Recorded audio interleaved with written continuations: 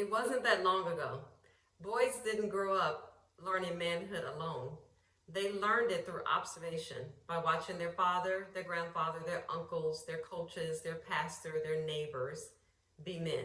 Of course, none of these men were perfect, but they did offer something powerful: guidance through experience. And this is what we have lost today. We've lost our invisible classroom where boys get to just observe. They would watch men fix things and shake hands with confidence and protect people and keep their word and take responsibility when things went wrong. These small, everyday, unspoken things formed a curriculum to manhood. And today, we've lost that. In today's world, our boys often grow up without consistent access to healthy male mentorship. This happens for various reasons, and some of them are valid. Families move frequently, our communities are less connected, our schedules are overloaded. But let's look at the result. Think about, is it worth it? And can these things look differently?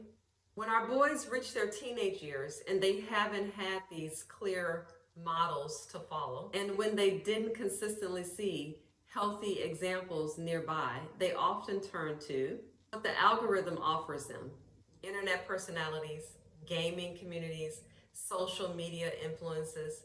Some of these things can be helpful, most of them are not. Moms, this is where we come in to fill the gap.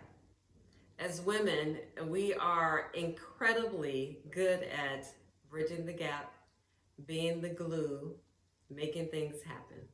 Because no matter how dedicated we are, we cannot replace the perspective that older men provide to our sons. It doesn't mean that your son needs a perfect father figure, but it does mean that he benefits from having multiple voices and a community of men to help shape him and guide him into manhood.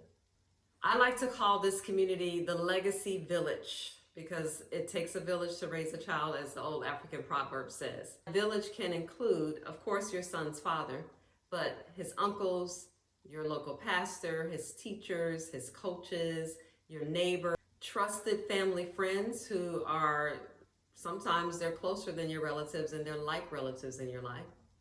The rite of passage is the bridge that connects your son to all of these men that will become mentors for his growth. It formally says, this young man is ready to be seen, guided, and supported. Tell me in the chat, who influenced you most growing up? Was it a parent?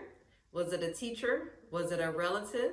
Most of us, I'm sure, can name that person and have vivid memories of how they shaped us into the person that we are today.